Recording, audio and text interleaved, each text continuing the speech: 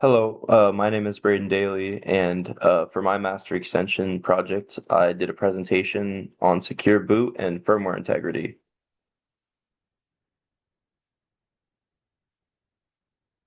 So what was my motivation for presenting on this topic? I'm an electrical engineering major, and I'm doing a CS minor, and I'm super interested in embedded systems because they require both hardware and software knowledge, and um, I also think it's interesting how embedded systems and microcontrollers are used in various different industries, all over the world.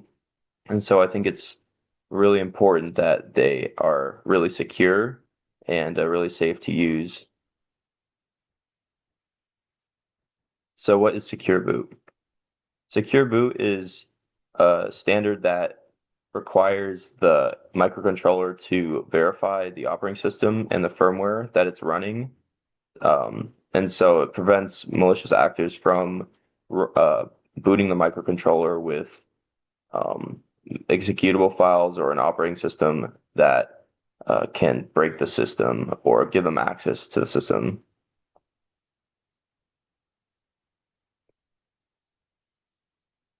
So why is secure boot important?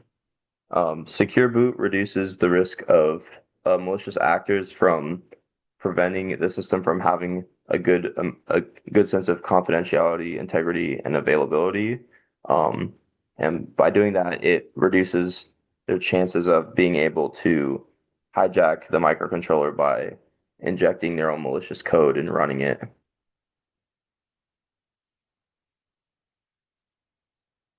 So like I said above, microcontrollers and embedded systems are used in all different types of industries all over the world. And here are three big industries that they're used in.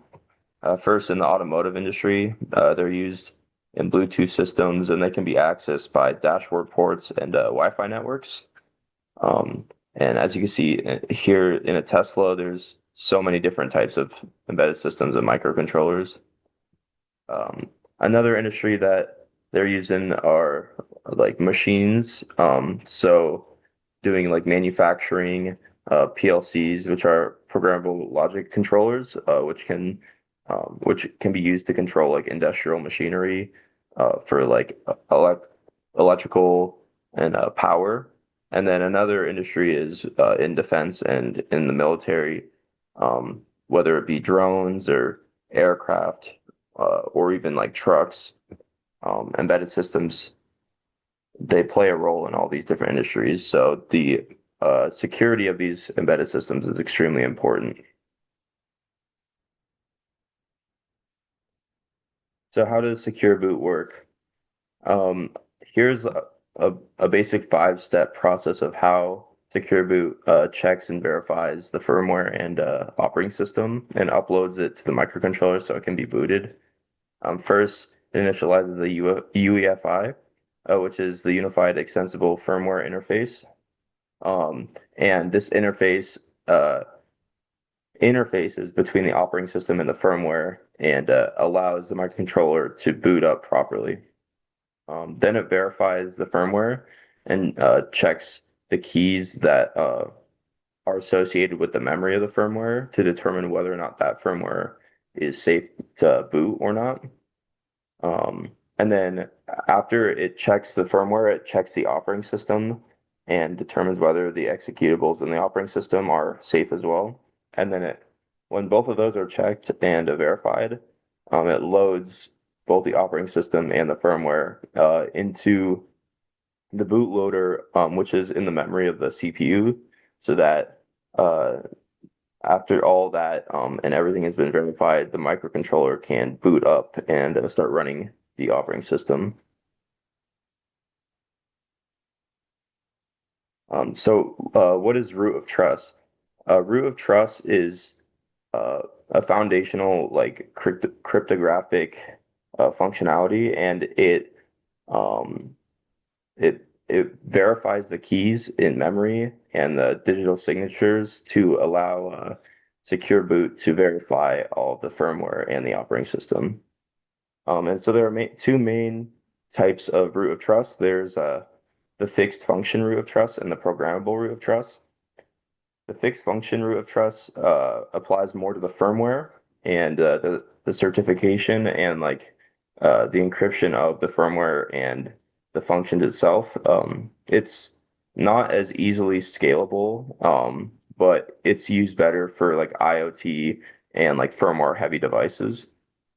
And then the programmable root of trust is more related to like the computer hardware itself and like computer architecture itself, and it's really quick and really scalable.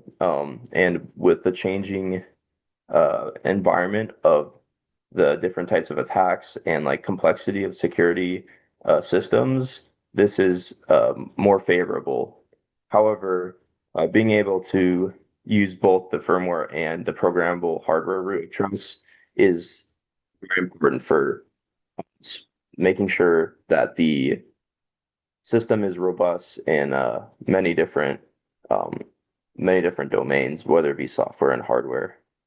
Um, and so here down here, I quickly noted some of the attacks that these root of trust can like protect against, um, which which include the man in the middle attack, injection attacks, non-volatile memory attacks, and more. So what is chain of trust? So chain of trust is a chain of verifications, and it verifies from the software to the hardware level, um, whether or not the embedded system itself is secure. And so just like any type of chain, if one of the links is weak or breaks, then the whole system is compromised and can give unauthorized access to malicious users. So the root of trust is very important in the chain of trust. Like I said above, it helps verify that the hardware and the software are safe and secure. And some intermediate links of the chain of trust verify the bootloaders for the operating system kernel and the firmware. And then it involves certificates and digital signals, which are cryptographic public keys and signals from the firmware to further verify whether there's any malicious code injected into the system or not. And one example of hardware in the embedded system world that uses the chain of trust is the Apple M series chips, as well as like a lot of IoT devices that can be accessed remotely. So the next topic that's pretty important is, which piggybacks off the idea of remote access, is verified boot versus measured boot. So verified boot verifies the secure boot at like locally and at the compilation and like early runtime of the embedded system. So it blocks the system from even running if anything is not verified or unsecure. Measure boot allows the microcontroller to run, but logs the whether or not any of the code is malicious or unsecure, and based off that, it can halt the running of the microcontroller later on if it detects anything. So, like I said above, verified boot is super important to enforce the security locally and quickly, whereas measure boot basically logs the evidence of whether or not there is malicious code, so that if it's detected, someone who's remote can evaluate whether or not the system is safe and shut it down.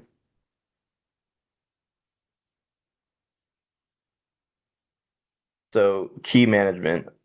Um, Cryptographic keys are used to verify the secure boot of the system and determine whether the operating system and the firmware and executables themselves are safe or not to run on the microcontroller. So key management is extremely important because if the keys themselves are weak, then there is no need for a secure boot because it won't be a very secure system. So these keys involve the management of like creating them, distributing them, and revoking them, so that they are properly like uh, initialized in memory and verified for the safety of the system. Um, and then another topic that relates to remote access of embedded systems is updates and recovery. So any type of embedded system that you use, whether it be your iPhone or a TV, um, needs to be updated to the most current update of the firmware itself, from like whether it be Apple updating your iPhone to the next iOS version to patch like security issues from previous versions. So this is extremely important for embedded systems, and a lot of ways companies or like anyone who tries to remotely update the system, they use FOTA, which is firmware over the air, and it's a more secure way to do it, because it verifies the server with the device to determine, based on that handshake, whether or not the update is needed to begin with, and then like safe to install onto the device. So this anti-rollover protection relates to firmware over the air, because it checks whether the current version of the firmware and the operating system on the embedded system is the most updated or above a threshold of updated firmwares or operating systems. For example, if the embedded system is running on really old firmware that has a lot of vulnerabilities that have been discovered, uh, then the anti-rollover protection sets like a bar, or a limit for the current um, most current update that is allowed on that embedded system so that it is safe to use for any user. So it checks whether or not uh, the embedded system is running on a version that is updated enough, that has been patched enough, and like secure enough that it is not easily compromised by any malicious users.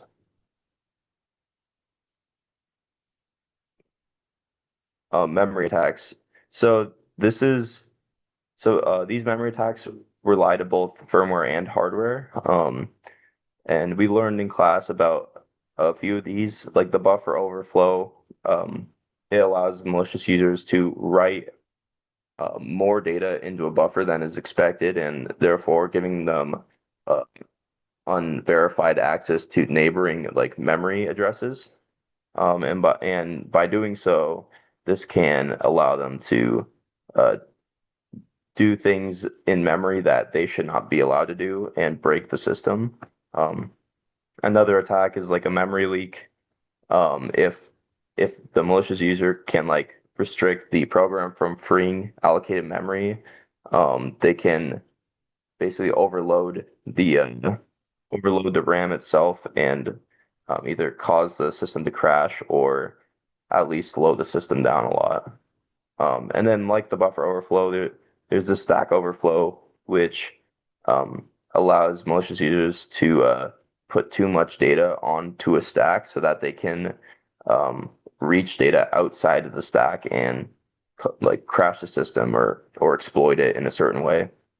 Um, and then these next two are pretty interesting because they're hardware related attacks. Um, One way that an attacker can break an embedded system is by physically cooling down the memory chips so much that the time it takes, like the clock cycles it takes the memory chip to read and write, uh, slow down and allow the malicious actor to inject code during those clock cycles.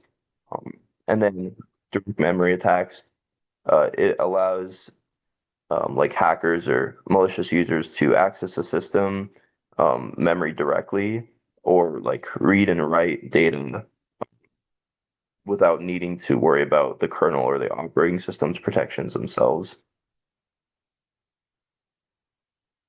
And then going further into hardware attacks, Trojan horses are used, and these are PCBs or like circuit boards that have are physical hardware boards that have been made that can be physically plugged into a system and break the system or give unauthorized access. So one example, like having a doped transistor, which increases the ability of the transistor to switch so that um, it can basically at different temperatures it can switch differently and cause like the the embedded system itself to catch false states and basically either break or allow the user to exploit it.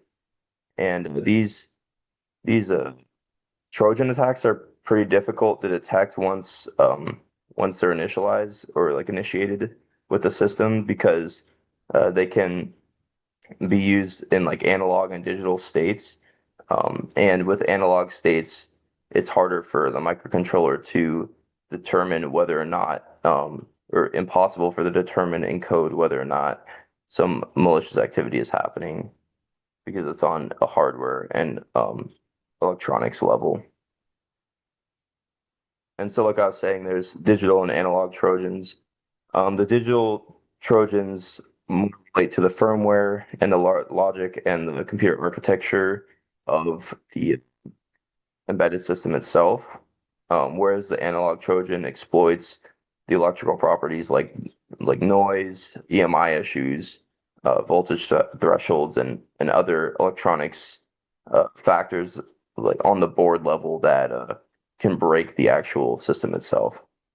And so, like I said, it's easier to detect digital Trojans than analog Trojans because uh, digital Trojans require them to be run through code. So your code can possibly detect them and flag them in logs, whereas like analog Trojans are invisible to code to an extent because they're on an electronic or like on the actual physical hardware itself, which the firmware can't protect against very easily or like detect or predict that it's going to happen very easily. And analog Trojans can like physically mess up the board and the system itself. And so finally talking about remote proof and the verification of the device itself. There's a lot of times where embedded systems use IoT, the Internet of Things, to connect via networks um, or even like hardware lines to other devices. And so remote attestation allows like a user to verify the software remotely from another room, either over a network or over like Ethernet or something to detect whether the firmware is safe and secure. Um, and so it checks whether or not the it authenticates the device and the server that the device is connected to, and allows the user to remotely determine whether or not malicious like executables or code are being used on the embedded system itself.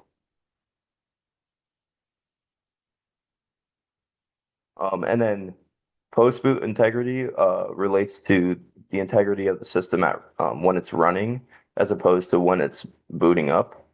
Um, and the runtime integrity protects the server after it boots uh, and monitors and logs in the code what certain rules and certain like pipelines of the embedded system are inputting and outputting.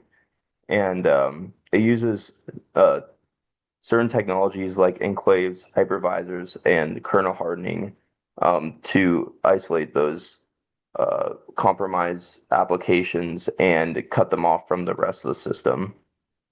And so, like I said about or before, it it mainly runs on logging the certain states of the system itself, so that if it flags anything while it's running, someone can remotely shut it off or access it to shut it off. And then these two this attack, the fault injection, and like reducing fault injection with side channel resilience is pretty interesting, because it relates to hardware as well. Um, Side channel analysis observes the indirect leakages, to determine what the chip is doing. So, in like fault injection, can allow malicious actors to flip bits, um, or like, and in doing so, change certain variables at certain moments. And so, um, side channel resilience basically, uh, on a hardware level, um, like prevents EMI issues, that can like be used to basically raise the voltage or decrease the voltage levels that can change, that can flip the bits in the embedded system itself and change the states of the system. So just briefly going over everything I said before, secure boot is super important. Embedded systems are used everywhere in the industry, and secure boot uses keys and digital signatures to check in memory whether or not the operating system that the embedded system is using or the firmware itself is, safe to use or malicious. The process of secure boot requires the UEFI to check both the operating system executables and the firmware to determine whether a malicious user has tampered with them or not. And then there's different types of attacks, both software and hardware attacks, that can compromise embedded systems. So it's extremely important that, secure boot and like hardware EMI protections are physically created on the board to reduce attacks from both domains. And then here are the references for my presentation. Thank you.